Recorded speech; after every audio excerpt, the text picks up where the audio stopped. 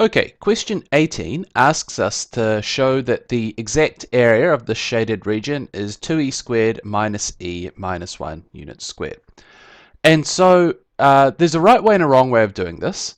No, there's many right ways of doing it, of course, but what you may be tempted to do is to say, okay, let me integrate along the x-axis. So that means that I'm looking at this area here, plus this area under this curve to here, minus away the area under this curve in here. And that would work. So then you'd start doing up your equations and you'd find, well, this area here, this is just a rectangle with base 1, height e squared. So this area is just e squared. And so let's just work over here a little bit. The area, you could be tempted to say that it's e squared plus then the integral of this function, the integral from 1 to e of the top line, which is e over x whole thing squared, e over x squared dx, minus away the integral from 1 to e of this function down here, which is ln x dx. And this is perfectly correct. This is a completely valid way of looking at this area, but we find that there's a slight problem, which is how on earth do I integrate ln x? And the long answer is that you'd use something called integration by parts.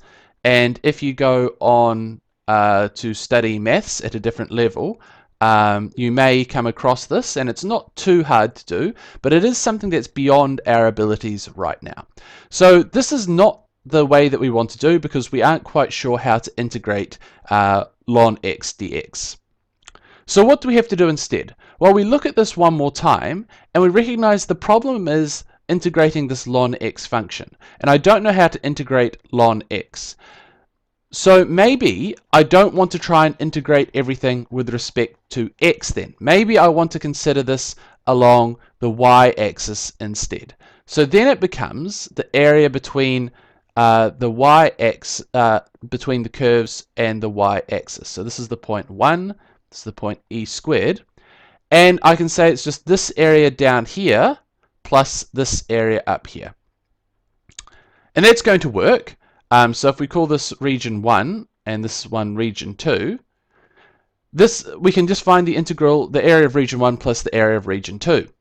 However, there's a slight problem. That is, how would I describe the area of region 1? Well, it would be an area between the curve and the y-axis in general. So let's just do the general formula first. The area can be given as the integral from a to b of x dy. So if you look at a function over here, something like this, this is really saying this is the integral from c to d of y dx, right? Why is it y dx? Well, because y is equal to e over x whole thing squared, right? So this time, if we want, and that's how I find the area between the x-axis and the curve. So to find the area between the y-axis and the curve, I integrate x dy. So that means I have to find out what are these functions, what is x in each of these cases.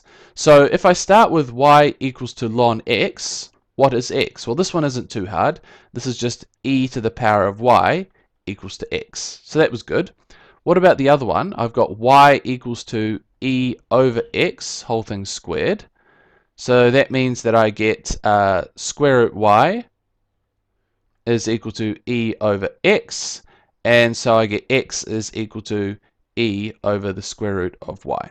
So now I've got my two functions. I can rewrite these lines. I don't want y equals to ln x. I want x equals to e to the y. And I don't want this. I want x equals to e over square root y. And so I'm just going to integrate these two functions with respect to y between 0 and 1 and between 1 and e squared. So let's do that. Our area is equal to the integral between 0 and 1 of our first function. What was our first function? Our first function was this one here, right? So I'm going from here to here. the area between this curve,